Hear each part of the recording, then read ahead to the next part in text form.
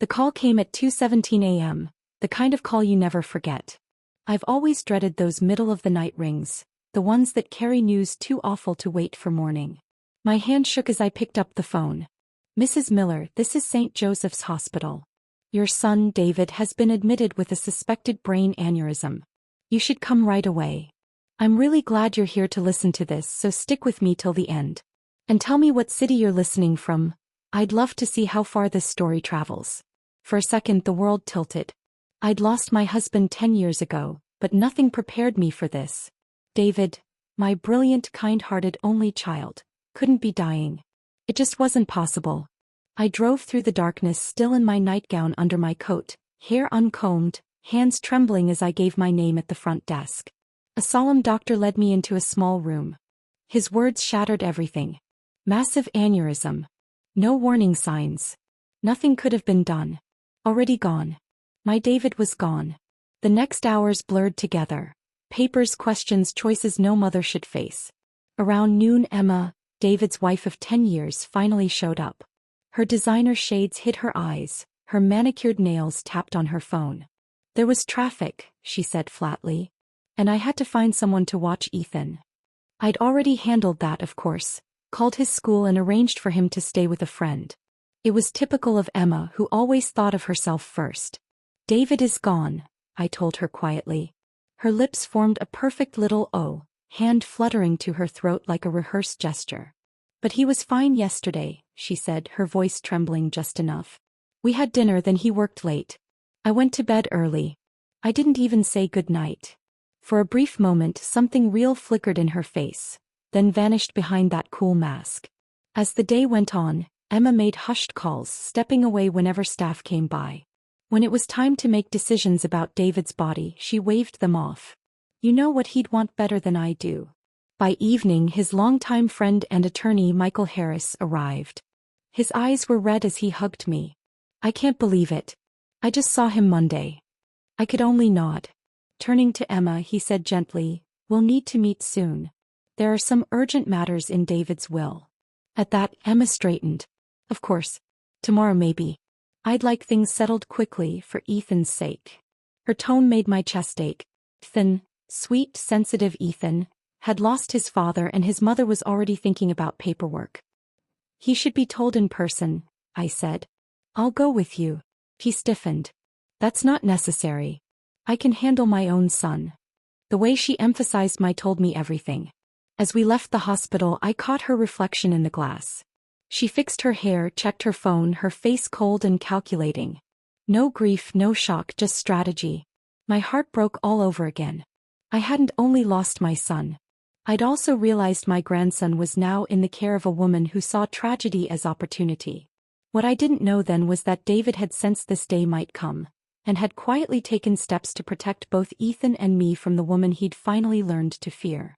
In the days that followed, as I stumbled through the fog of grief while planning my son's funeral, I began to sense just how much David had anticipated, and how deeply Emma had deceived.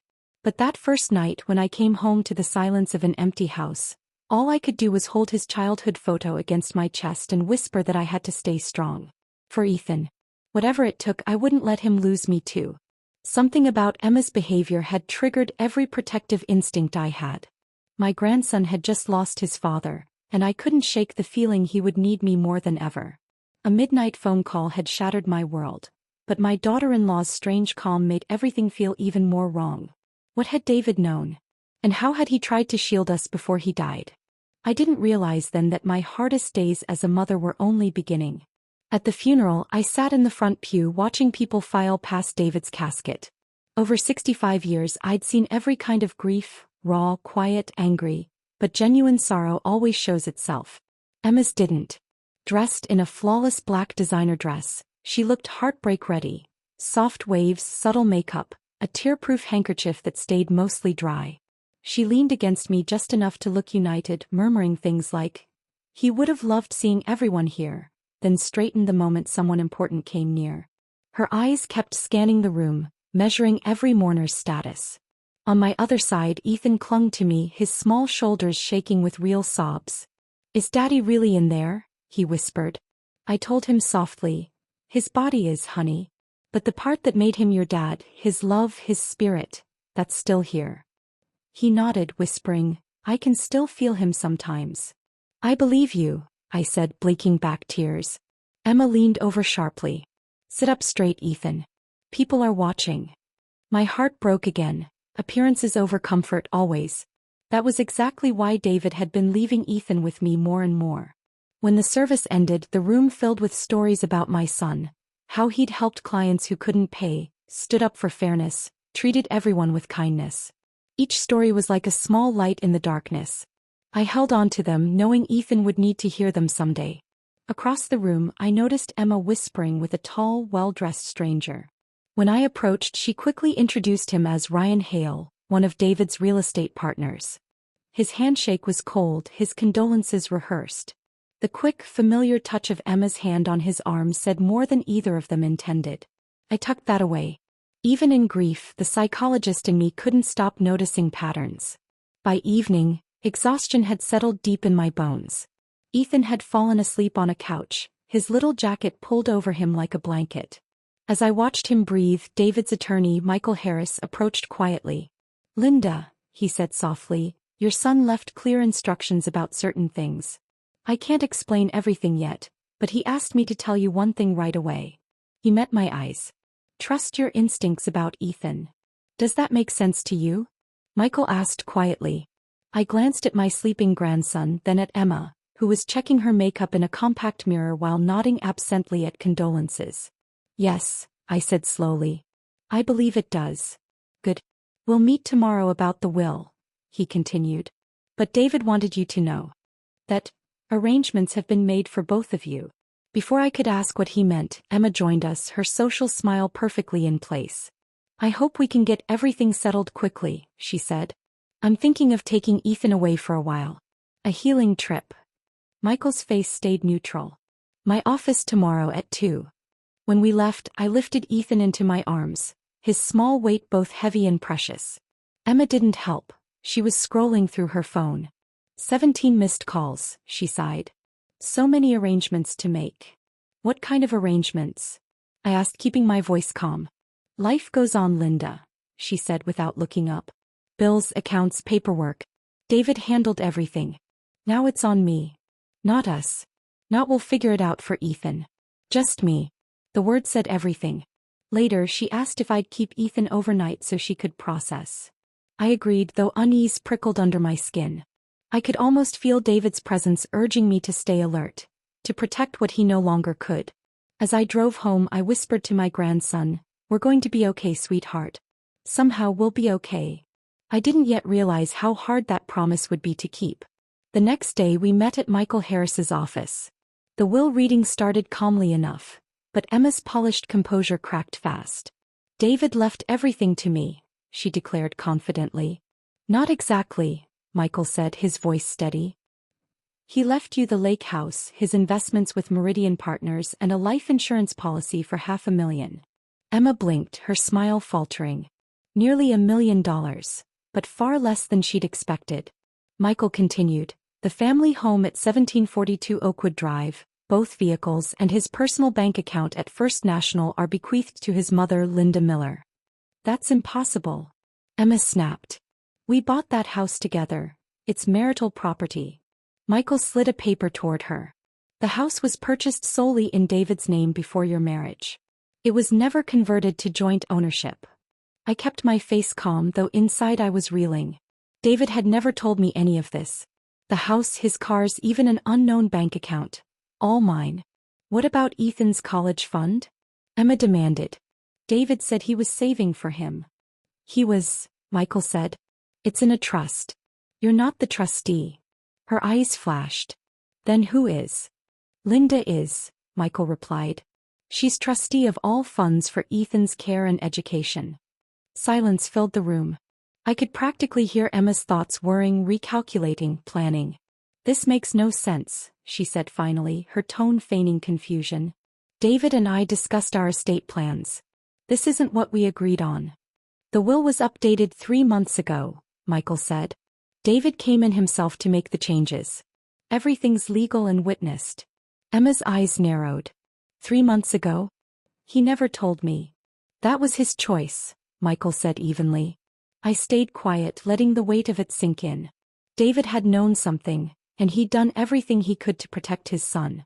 3 months before his death, David had quietly changed his will, ensuring I'd have the house and financial security while limiting Emma's control over certain assets.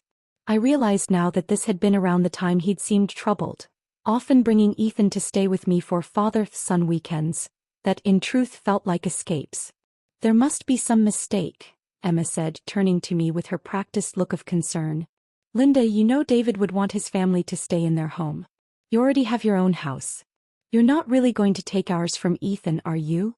Her voice dripped with manipulation, painting my compliance with David's wishes as cruelty to my grandson. I'm as surprised as you are, I replied softly. I need time to take this in. Michael continued with the remaining details. Personal effects, donations, funeral arrangements. Under the table, Emma texted furiously, her mask of grief occasionally cracking into calculation. When the meeting ended, Michael asked me to stay behind. Once Emma left with a curt "we'll talk soon," he closed his office door.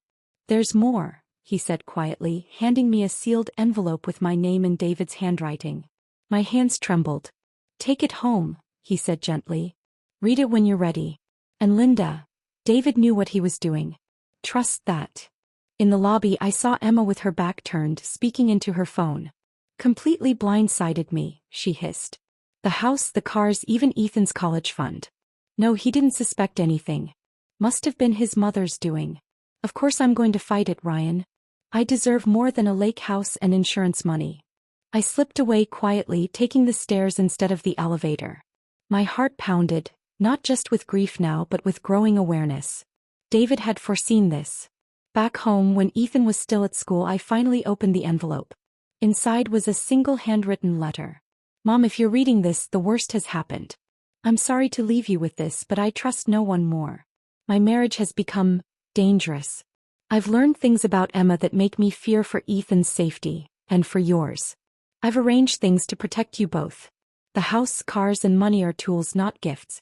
Use them to make sure Ethan has one steady, loving parent when I'm gone. Emma will fight this. Don't let her know what you know. Watch, wait, and document everything about Ethan's care. Michael has the rest of the evidence. He'll help when it's time. I love you. You taught me to see people clearly. Now I need you to protect my son. David. I pressed the letter to my chest, tears spilling freely. Even facing death, my son had been thinking of us. And now I understood my purpose. Protect Ethan at all costs. To do that, I'd have to be more than a grieving mother. I'd have to become a strategist, a quiet opponent in a battle I hadn't chosen. 3 days later, as I made breakfast, Ethan's small voice broke my thoughts. Grandma, when's Dad coming back? The question cut straight through me. He was old enough to know the truth but still young enough to hope. Oh, sweetheart, I said gently, setting down my cup and taking his hand. Remember what we talked about? Daddy's body stopped working because of the aneurysm. Ethan nodded, eyes down. I know. But sometimes I forget when I wake up. I keep thinking he'll come make pancakes like on Saturdays. I swallowed hard. I know, baby. I miss him too, every minute. Would you like me to make pancakes on Saturdays now? Ethan asked softly. They wouldn't be the same, he murmured. But I'd like that anyway. I was staying at David's house, my house now according to the will, to help care for Ethan while Emma handled what she called important paperwork. I suspected she was meeting with her attorney to contest the will, but I kept that to myself. After dropping Ethan at school, I returned to find her waiting in the kitchen, dressed in a sleek black pantsuit, her mourning as polished as her lipstick. Linda, she greeted, brushing a cold kiss against my cheek. I'm glad you're here. We need to talk about arrangements going forward. Of course, I said lightly. Coffee. He sat at the island watching me move around my kitchen. It's just so overwhelming, the paperwork, the accounts, all these decisions. I can only imagine, I murmured, careful to sound sympathetic. How can I help? My calm seemed to surprise her. You're so kind. Actually, I've been thinking about what's best for everyone, especially Ethan. This house holds so many memories of David. Every room reminds him of what he's lost. It might be healthier for both of us to start fresh somewhere else. You're considering moving? I asked, setting a cup before her. Yes, a lovely condo downtown near great schools, close to the art museum and library. She stirred her coffee slowly. But with the way David arranged things, I'll need your cooperation. I tilted my head. Oh, the will must be some kind of mistake, she said sweetly. David would never have wanted to put me in this position. My attorney says we can avoid a long court battle if you simply transfer the house to me, what he really would have wanted. Kept my voice even. I see. And what does your attorney say about the fact that David changed his will 3 months ago, on purpose? A flicker of irritation flashed across her face before she smoothed it away. He wasn't himself lately, too much stress, not thinking clearly. I just want to correct this oversight for Ethan's sake. There was her favorite card to play. I sipped my coffee. I understand your concern, I said slowly. But maybe we shouldn't make any big decisions while we're grieving. Her smile tightened. Of course, but the condo won't be available for long. It'd be easier for Ethan if we settled things quickly. I recognized the tactic, manufacturing urgency to push a deal. Years of teaching negotiation had prepared me for this. Why don't we ask Ethan how he feels about moving? I suggested. He might find comfort in staying where he remembers his father. Children don't always know what's best, Emma said smoothly. That's why adults make the decisions. I caught the implication. She was the caring mother and I was the obstacle. David's words echoed in my head. She'll try to manipulate you. You're probably right, I said gently, watching her expression ease. Let me think about it for a few days. It's been such a shock. Of course, she said, believing she'd won. Take the weekend. Then lowering her voice she added, I'm worried about finances. David handled everything and now I'm finding bills, credit cards, the mortgage. The mortgage that was now mine according to the will. I hid my realization behind a calm smile. I'd be happy to help review the accounts, I offered. We could go through them together. That's not necessary, she said quickly, her tone tightening just a little.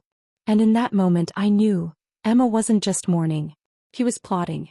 I just meant that resolving the house issue would help me access the equity we've built. For Ethan's future, Emma said smoothly, her eyes glinting as she mentioned the education fund David had placed under my control. She had no idea how transparent she was to someone trained to read people. Let's talk next week, I said pleasantly, standing as if our talk had reassured me. I should rest before picking Ethan up. Once she left, I sat in the quiet kitchen reviewing every move she'd made. She thought I was a grieving, easily swayed widow, someone she could manipulate into signing away what David had protected. For now, I needed her to keep believing that. I picked up the phone and called Michael Harris. I need to know exactly what evidence David left and how we can collect more, I said. This is going to be a longer game than I thought. Emma wasted no time trying to push me into surrendering the house. She used Ethan as leverage, framing it all as what was best for him. But I wasn't the naive mother-in-law she imagined. David had warned me she'd fight dirty, he just didn't know his mother could fight smarter. The performance had begun and I fully intended to be the better actor in this dangerous play. A week after the funeral, as I tucked Ethan into bed, he looked up at me anxious. Grandma, Mom says I have to go with her to Miami next weekend, but I don't want to. Miami? I repeated, keeping my tone light while alarm bells went off. That sounds exciting. He shook his head. She says her friend Ryan has a boat and will stay at a fancy hotel, but I have my science project due Monday. Dad always helped me with projects. His voice trembled. She said I can skip it, that teachers understand when your dad dies. But Dad wouldn't want that. I brushed his hair gently. You're right, sweetheart. Your father always said commitments matter. Let me talk to your mom tomorrow, okay? After he fell asleep, I called Michael on his private line. Miami with Ryan Hale, I said. There was a sharp pause. You know him? Yes, he said quietly. The developer David was investigating. The one he had concerns about. My pulse quickened. Michael, you told me to install the security system. It's done. Cameras in common areas, alerts to my phone. Good, he said. That may prove useful. I'm sending a package tomorrow. Don't open it where anyone can see. The next morning, after dropping Ethan at school, I received a sealed manila envelope. Inside were printouts, texts between Emma and R.H. Ryan Hale. 8 months of messages. David must have accessed her phone records himself. The texts painted a clear picture. An affair that had lasted nearly a year. Complaints about David working late.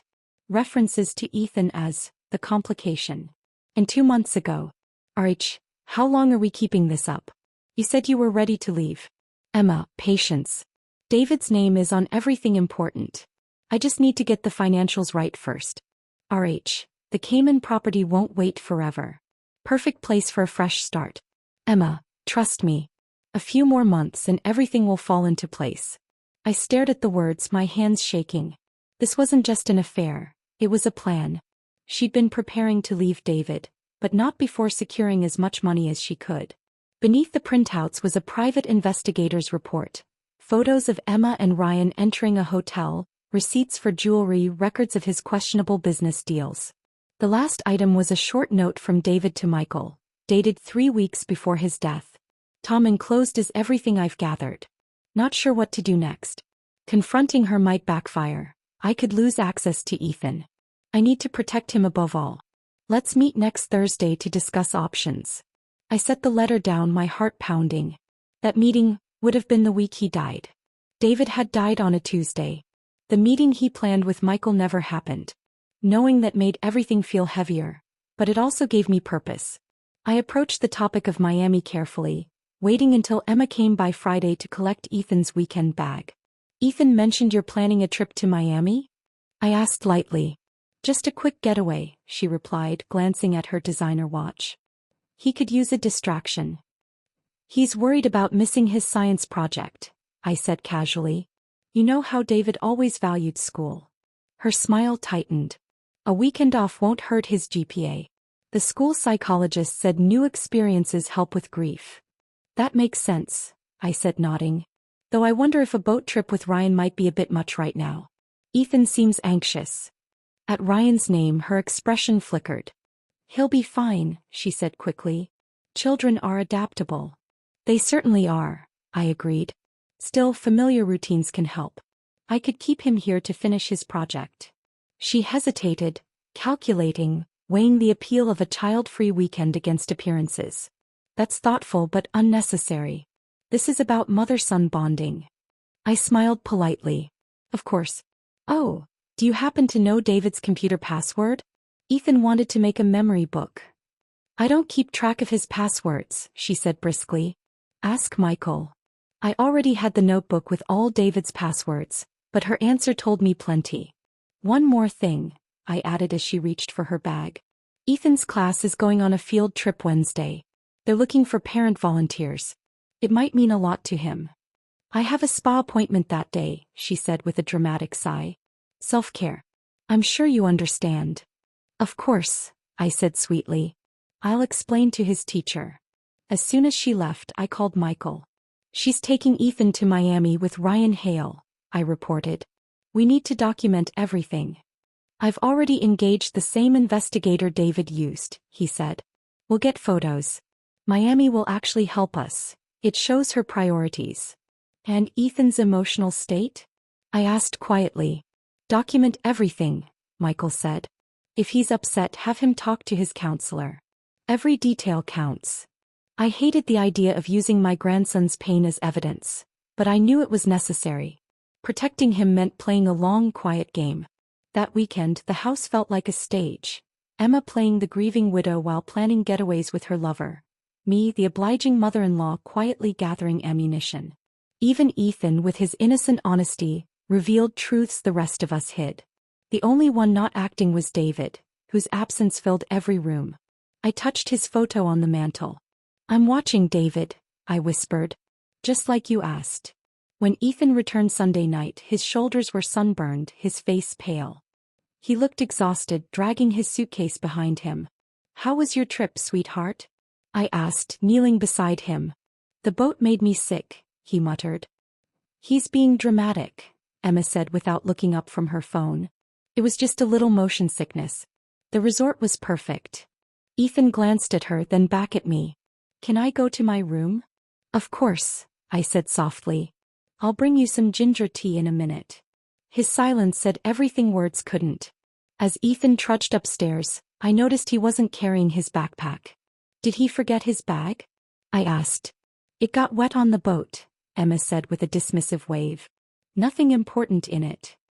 His science project was in that bag, I said carefully. He can get an extension. I'll write a note. She finally looked up from her phone, her eyes challenging. Oh, and Ryan sends his regards. He was disappointed you couldn't join us. Her brazenness made my stomach twist, but I kept my pleasant tone. How thoughtful. I hope you enjoyed your weekend. Very much, she said, smiling thinly. Ryan has wonderful connections in Miami. We're considering investment opportunities there. I nodded lightly. How nice. I should check on Ethan.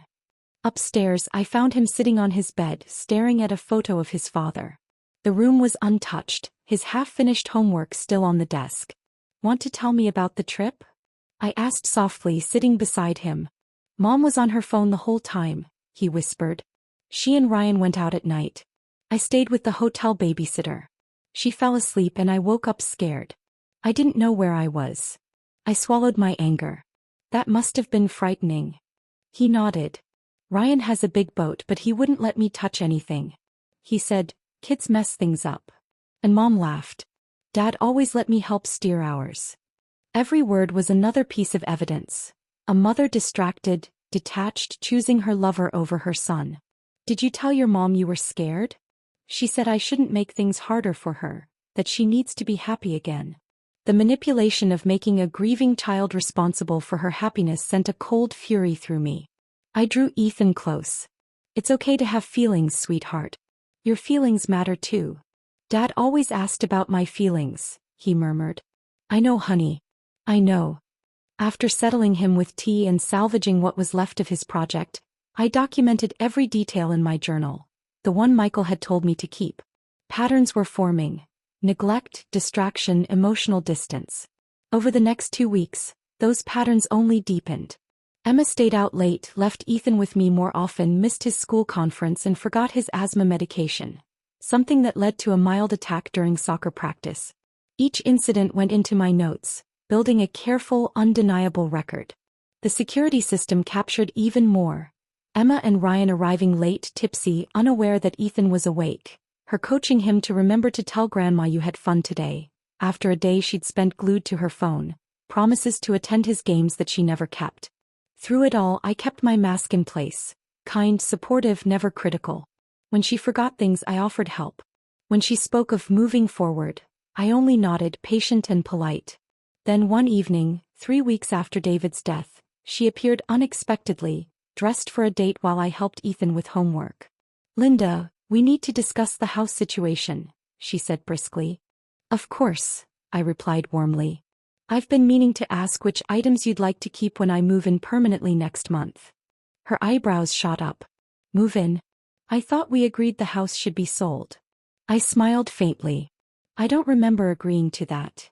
The look on her face was worth every careful step I'd taken. Oh, I don't recall agreeing to that, I said mildly. Actually, I've been thinking it's best for Ethan to stay here for stability. His therapist says familiar surroundings help during grief. Emma's smile faltered for just a second before she forced concern. I'm worried about you, Linda. This house is far too big to manage alone, and the mortgage, the upkeep. David left the house free and clear, I said casually, watching her reaction. No mortgage to worry about. And I'm more capable than I look. Managing a university department for 20 years taught me plenty about responsibility. Something flickered in her expression, a quick reassessment. She just realized I wasn't as pliable as she thought. We'll talk later, she said stiffly. I've got a dinner meeting. Ethan's eaten, bed by 9. After she left, I helped Ethan rebuild the science project that had been ruined in Miami.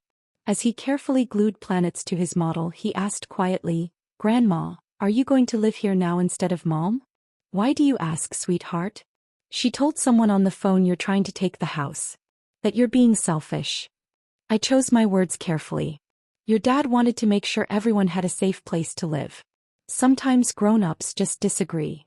I want you to stay, he said simply. You help me with homework, remember my medicine, make real food. Mom just orders pizza. His honesty, so pure and clear, cut straight through me. This wasn't just about honoring David's wishes anymore. It was about protecting a child who already knew the difference between real care and performance. I'll do my best to stay close no matter what, I promised. 4 weeks after David's death, Emma made her next move. I'm thinking of taking Ethan to my parents' place in Arizona for a few weeks, she announced casually over coffee. Arizona? I asked, keeping my voice even. That's quite a trip. What about school? He can miss a couple of weeks, she said lightly. Children are resilient. David used to say the same thing, but with meaning, not convenience. When are you planning to go? Next week, ideally. My parents are dying to see him and I could use the support. Being a single mom is exhausting. I bit back the comment that she'd been a single mom by choice long before David died. Understandable, I said instead. Though big changes can be tough for Ethan right now. His counselor mentioned consistency helps. Her eyes narrowed. Are you saying I don't know what's best for my son? Not at all, I said smoothly. Just thinking out loud. Her tone softened, almost conspiratorial. Actually, Linda, I wanted to talk about a few things. Maybe dinner tonight? Just the two of us. I'll have my assistant watch Ethan. Your assistant? Melissa, she corrected quickly. She's helped before. She's wonderful with kids. Another note for my growing file. Leaving her grieving child with her lover's employee while planning strategy dinners. I'd be happy to watch Ethan, I said. But dinner sounds lovely.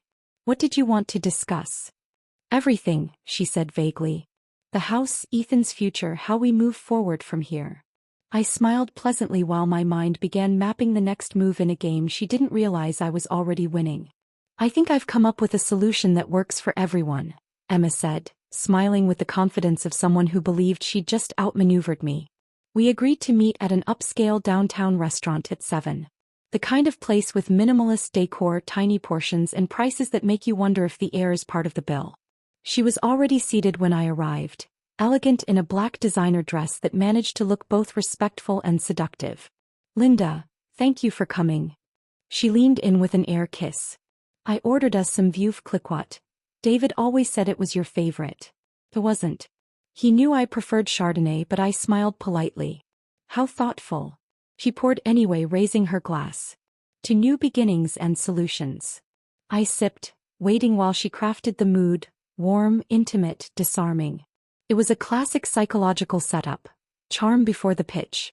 These past weeks have been so hard, she began, her tone soft with rehearsed sincerity. Losing David, helping Ethan, dealing with the estate. I've been thinking about what truly matters. Family, security, peace of mind. And I think I've found a way for all of us to have that. I'm listening, I said calmly, cutting into my overpriced scallop. You and I both know David's will created complications, she continued. The house, the cars, the accounts, it's all so awkward. He wasn't thinking clearly near the end. I let her keep talking. I've spoken with an estate attorney who believes we could contest the will based on David's mental state. Stress, medication, diminished capacity. The casual cruelty in her tone made my chest tighten, but I stayed composed. Litigation's unpleasant though, she went on smoothly. Not what Ethan needs right now. So I found a better way, no courts, no fighting. And that would be. You transfer the house and vehicles back to me as David's widow, she said sweetly, and in return I'll guarantee you can see Ethan regularly, every other weekend, major holidays. I'll even put it in writing. Her audacity nearly took my breath away. She was offering visitation rights with my own grandson in exchange for surrendering everything David had arranged to protect him. That's quite a proposition, I said lightly, hiding my outrage behind another sip of champagne. I know, it's generous, she replied, misreading my calm. Most women in my position would fight for everything. But I value your relationship with Ethan. And honestly, I could use the help sometimes. Occasionally, I echoed. She smiled. Single motherhood is demanding. I have my career, and eventually I'll want to rebuild my life.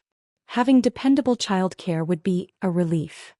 There was the truth finally stripped of sentiment. This wasn't about family, it was about convenience. What about Ethan's trust fund? I asked softly. Would that stay as David arranged it? A shadow crossed her face. That's unnecessarily complicated. As his mother, I should manage it. Children's needs change and flexibility is important. Of course, I murmured, thinking of all the ways she'd already neglected his needs. So, she said brightly, pulling a folded document from her purse, I had my attorney draft something simple. You transfer everything back to me. I guarantee your visitation. Clean. Simple. Everyone wins.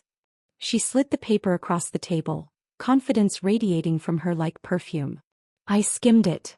Legal language that would undo every protection David had put in place. This is quite thorough, I said, stalling for time. And what about Arizona?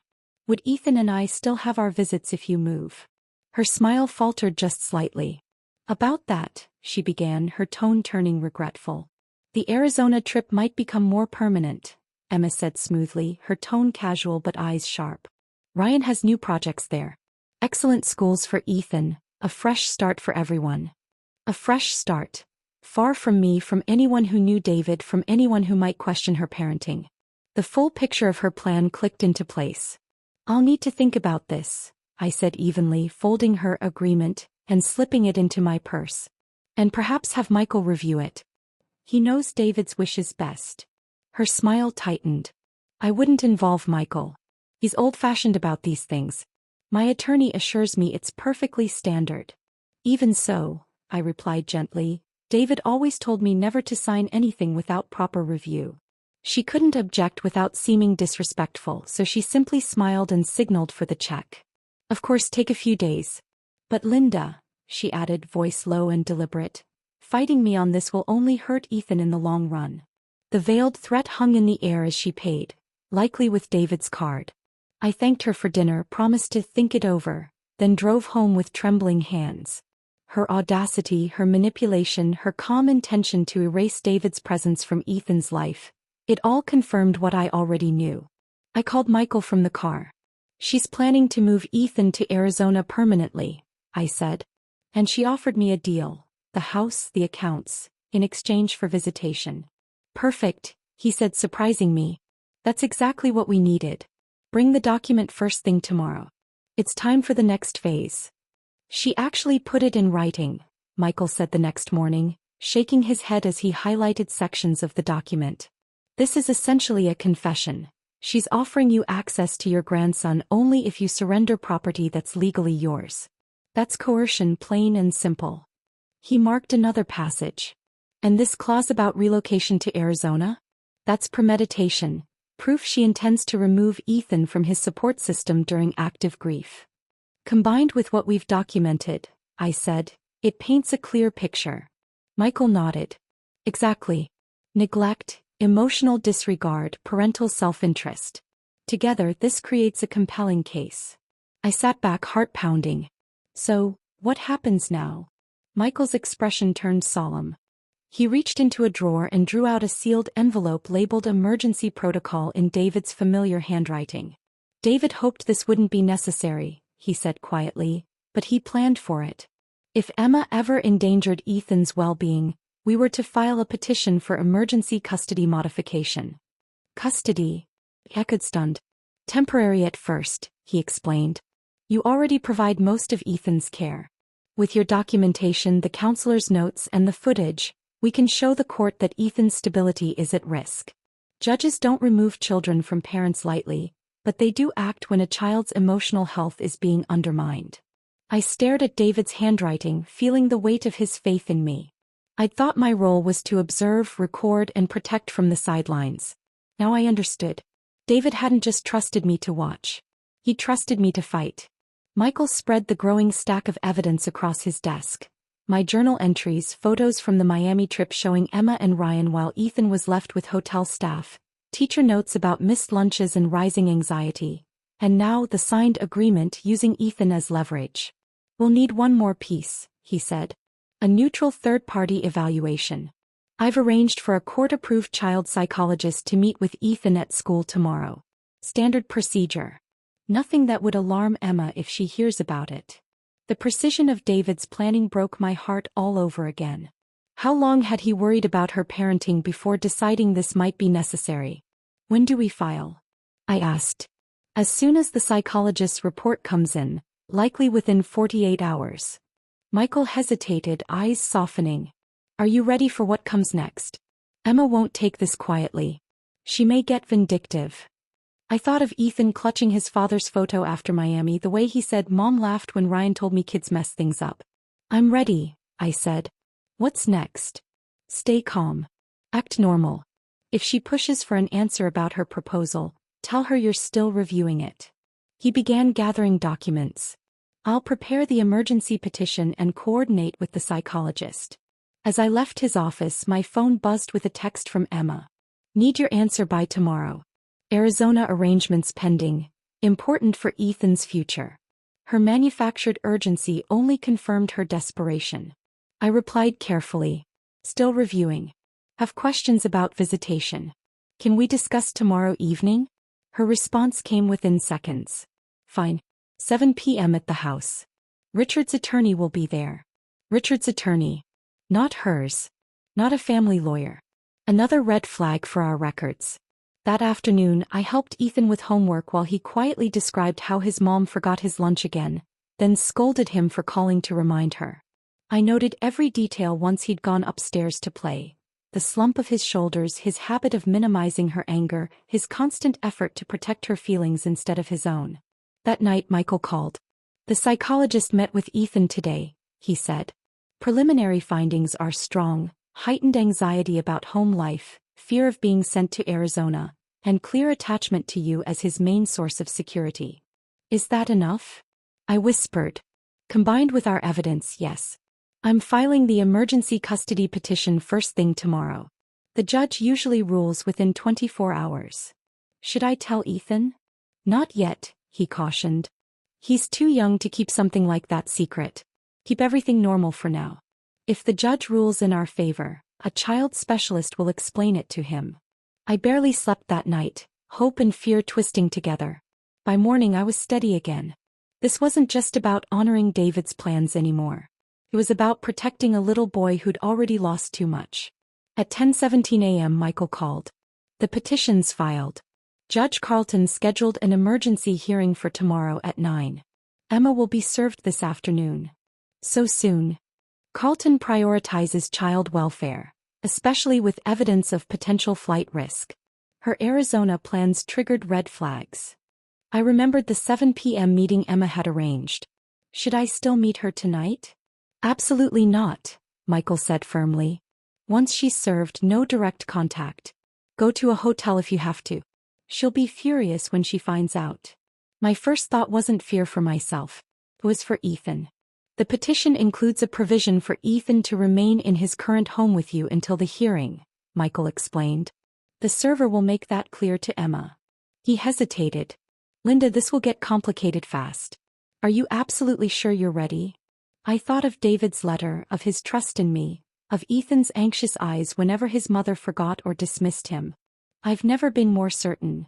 Emma's agreement had become the final piece we needed to trigger David's emergency plan. A custody petition I never imagined filing. By late afternoon the storm began. You scheming, manipulative witch.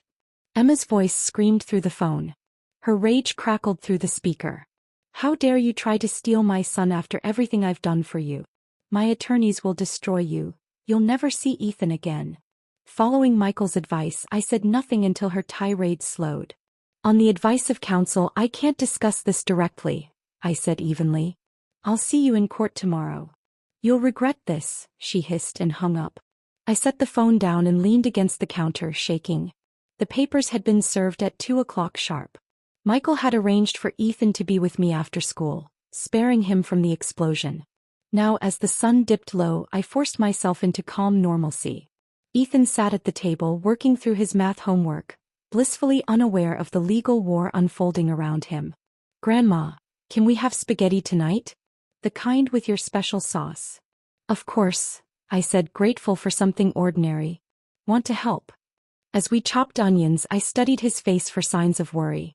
Emma had called earlier, explaining that work emergencies meant he'd stay with me tonight. He'd accepted it easily, too easily.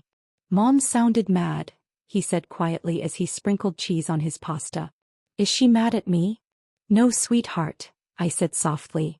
Grown-ups get frustrated about work things. It's not your fault. She said we'd get ice cream tomorrow to make up for dinner, he sighed. But she forgot last time too. Another quiet heartbreak. Another note from my journal. Broken promises were becoming his norm. After I tucked him into bed with extra stories, I called Michael. "How's Ethan?" he asked. "Holding up. He doesn't know anything yet." Emma managed to keep her composure on the phone. "Good. The less disruption the better," he said, shifting into his professional tone. "For tomorrow I've summarized all evidence for Judge Carlton. The psychologist's report is strongly in our favor." "What should I expect?" I asked, trying to steady myself. "It'll be brief," he said. "You'll testify about Ethan's well-being and your role in his care. Emma will respond. The judge's priority is stability, not blame." "Will Ethan have to appear?" "No. The judge already ruled him out of this stage.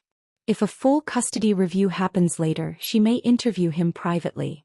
I exhaled, relieved. "And Ryan?" "No legal standing," Michael said.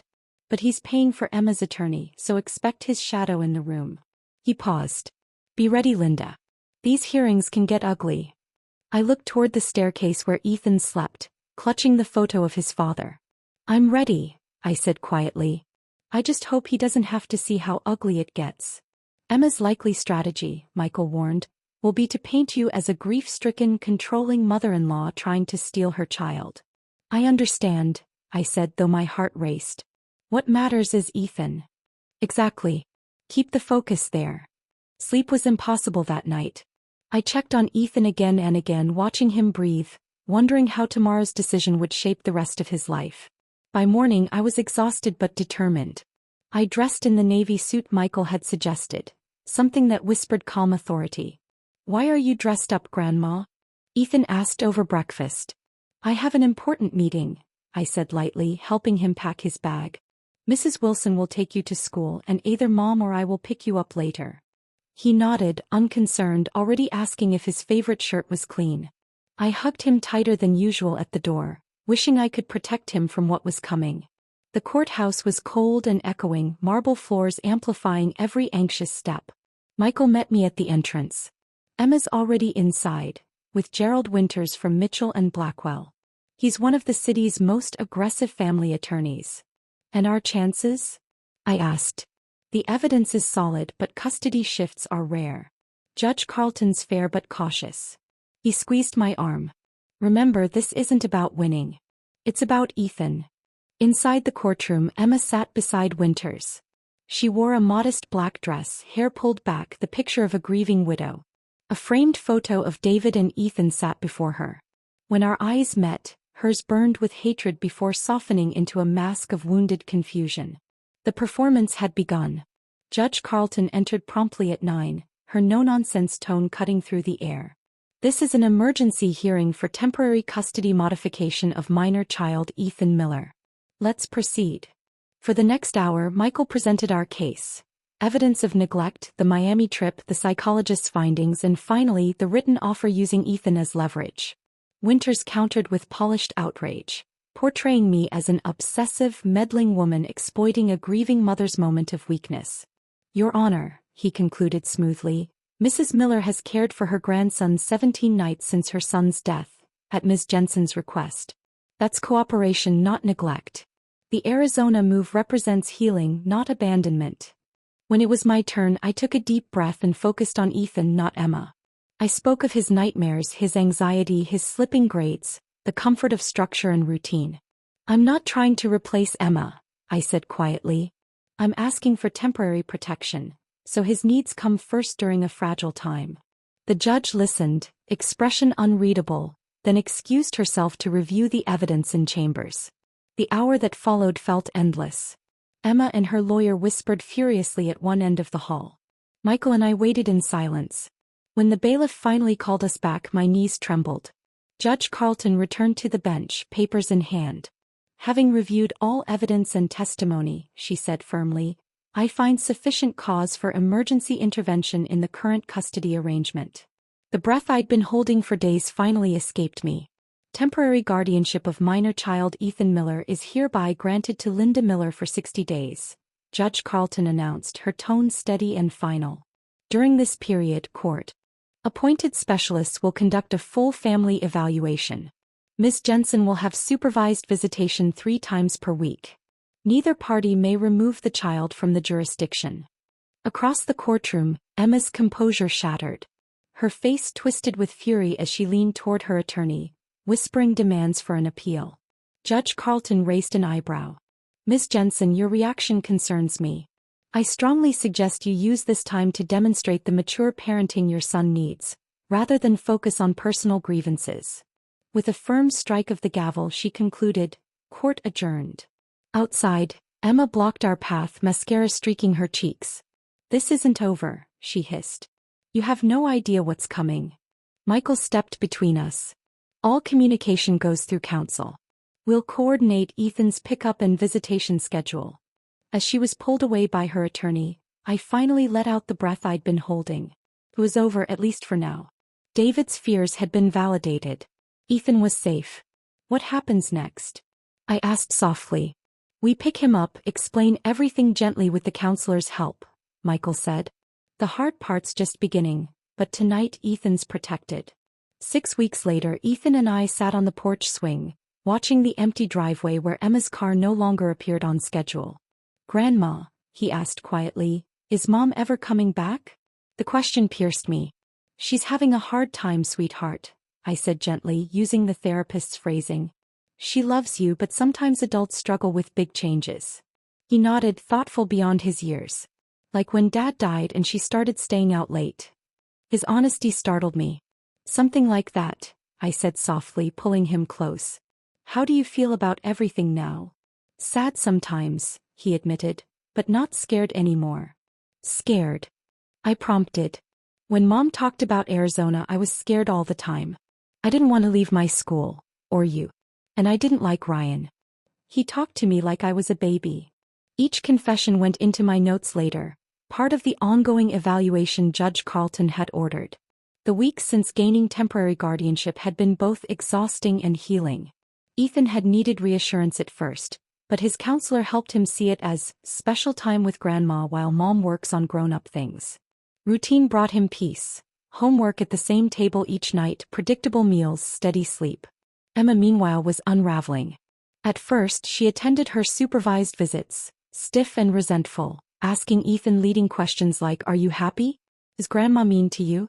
Then she began canceling, claiming work emergencies. When she did show up, she brought expensive gifts and wild promises. 3 weeks ago she arrived with Ryan, trying to force him into the session despite the court order. When the supervisor refused, she stormed out, leaving Ethan in tears and missing the visit he'd waited all week for. She hadn't shown up since. I looked down at Ethan's small hand in mine, steady and warm. Whatever came next, I knew one thing with absolute certainty: he finally felt safe. "Do you think you'll feel ready to talk with the judge next week?" I asked Ethan, referring to the in-chambers conversation Judge Carlton had scheduled. His therapist had explained it gently, that the judge just wanted to hear his feelings, not make him choose between his mother and me. "I guess so," he said, swinging his legs. "Miss Abernathy said I just have to tell the truth about what makes me feel safe and happy." "That's exactly right," I said, smiling though my stomach was tight. The idea of him carrying such a grown-up weight broke my heart. The next morning Michael called, his calm voice edged with urgency. "Linda, Emma's attorney just filed a motion to dismiss the custody case. They're demanding immediate return to the original arrangement." My chest clenched. "On what grounds?" "They're claiming the evidence was fabricated. That you manipulated Ethan into statements against his mother, and that Emma's actions were normal grief responses." "Can they win?" I asked. "Normally no. Our documentation's airtight," he said. "But there's a problem. Ryan Hale has ties to Judge Blackwell, who's been assigned while Judge Carlton's on medical leave." I closed my eyes. "What can we do?" "I'm filing counter motions. But there's more. Emma and Ryan have placed deposits on property in the Cayman Islands. If she regains custody, even briefly, she could take Ethan somewhere beyond U.S. jurisdiction." The blood drained from my face. Of course she would. I knew her well enough by now. "I'm requesting an emergency hearing when Judge Carlton returns," Michael said firmly. "Until then, document everything. Messages, behavior, anything unusual." That evening, as Ethan worked on a school project about family traditions, my phone chimed. A text from Emma. We need to talk privately. No lawyers. Meet me tomorrow 2 p.m. at Riverside Park. Come alone or the deal's off. Michael warned against it. That's exactly the kind of stunt that worries me. She's unpredictable. Still I went, not alone.